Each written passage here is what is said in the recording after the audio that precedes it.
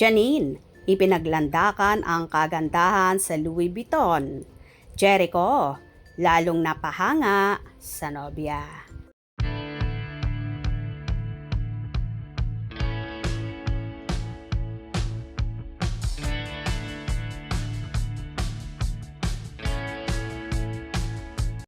Inirampa ng multi-awarded actress at kapamilya star na si Janine Gutierrez ang kagandahan sa kanyang iminomodelong Louis Vuitton, kasama ng dalagang rumampa sina BJ Pascual at Kyle Echari.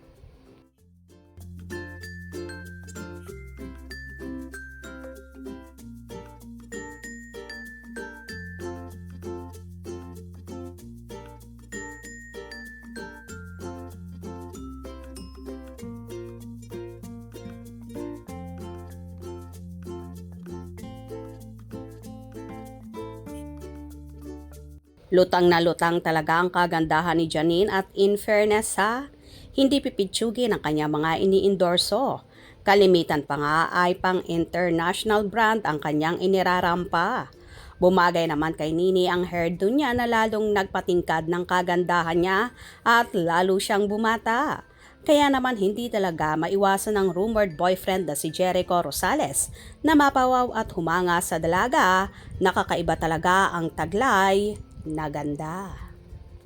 Narito naman ang mga naging reaction ng netizens sa pagrampang yon ng tatlo.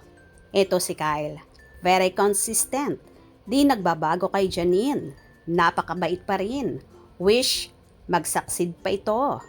Yes, true sis, agree, Kyle never changed to Nini, kaya nilalike ko si Kyle.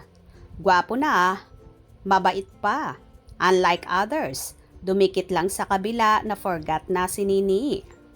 Kyle, don't ever change to our beloved Janine. Yun din ang napansin ko ka Kyle. Close pa rin siya until now kay ate Janine Gutierrez niya. The respect and their friendship is still intact. Walang nabago. Itong si Kyle, di nagbabago kay Janine. Wow, si Kyle, ang mag-ate. Wow, sosyal ang mag-ate. Sweet ni Kyle. Magkasama sila sa endorser ng Louis Vuitton. Ang ganda talaga ni Janine, lalo na kapag nakangiti. Blooming na blooming si Nini. So in love kasi. Never see you this happy. Sobrang ganda, inside and out.